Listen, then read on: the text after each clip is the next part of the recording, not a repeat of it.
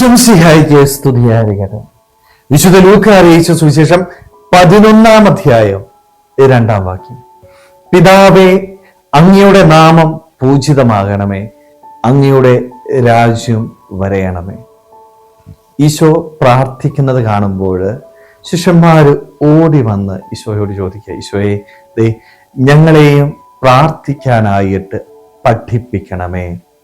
ഈശോ അവരെ പഠിപ്പിക്കുന്ന പ്രാർത്ഥനയിലെ ആദ്യ ഭാഗമാണിത്, അല്ലെ?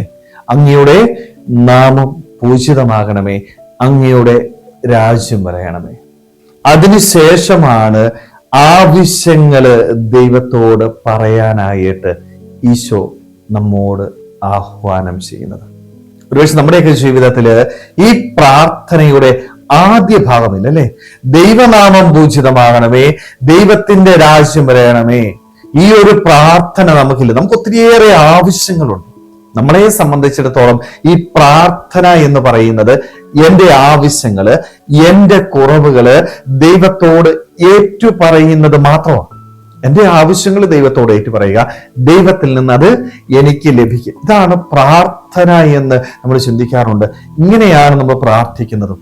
എന്നാൽ നമ്മുടെ പ്രാർത്ഥനയിൽ വരുത്തേണ്ട ഒരു മാറ്റം കൃത്യമായിട്ട് ഈശോ നമ്മളെ പ്രാർത്ഥിക്കാനായിട്ട് പഠിപ്പിച്ചുകൊണ്ട് പറഞ്ഞു തരുന്നുണ്ട്. എന്താ? ദൈവത്തിന്റെ നാമം ആഭൂഷിതമാകേണ്ടത്, ദൈവത്തിന്റെ രാജ്യം വരയണമേ. ദൈവമേ, നീ ഞങ്ങളുടെ ഇടയിൽ വന്നു വസിക്കണമേ.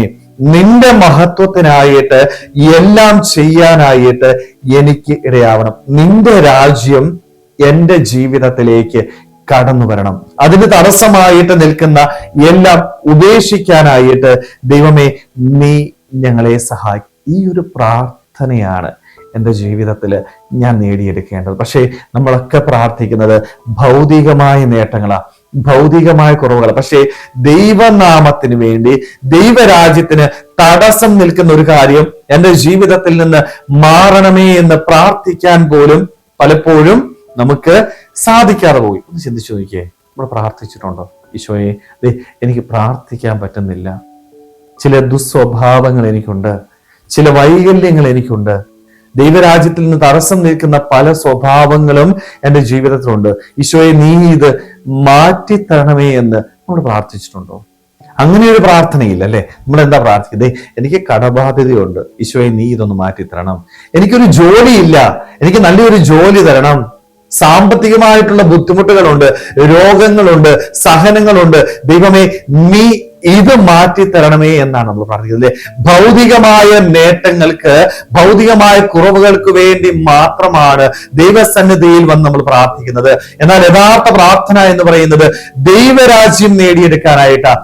ദൈവരാജ്യത്തിന് ഉതകാത്ത കാര്യങ്ങള് എന്റെ ജീവിതത്തിൽ നിന്ന് മാറ്റിത്തരണമേ എന്ന് ആത്മാർത്ഥമായിട്ട് പ്രാർത്ഥിക്കണം. ദൈവരാജ്യം എന്റെ ജീവിതത്തിലേക്ക് കടന്നു വരുമ്പോഴാണ് എന്റെ ജീവിതം ദൈവത്തിന്റെ മുൻപില് സ്വീകരിക്കപ്പെടുന്നത്, യഥാർത്ഥ പ്രാർത്ഥനയായിട്ട് മാറുന്നത്. സ്നേഹമുള്ളവരെ, അതുകൊണ്ട് നമ്മുടെ പ്രാർത്ഥനയിലും ദൈവരാജ്യത്തിന് വേണ്ടി പ്രാർത്ഥിക്കാം. ദൈവരാജ്യത്തിന് തടസ്സം നിൽക്കുന്ന, എൻ്റെ ആത്മീയ ജീവിതത്തിന് തടസ്സം നിൽക്കുന്ന കാര്യങ്ങള് പ്രാർത്ഥിച്ചു മാറ്റാനായിട്ട്, ഭൗതികതയേക്കാൾ ഉപരിയായിട്ട് ആത്മീയ ജീവിതത്തിന് വേണ്ടി പ്രാർത്ഥിക്കാനായിട്ട് നമുക്ക് ഓരോരുത്തർക്കും ആത്മാർത്ഥമായിട്ട് ആഗ്രഹിക്കാം, പരിശ്രമിക്കാം. ദൈവം നമ്മളെല്ലാവരെയും സമൃദ്ധമായിട്ട് അനുഗ്രഹിക്കട്ടെ. ആമേൻ.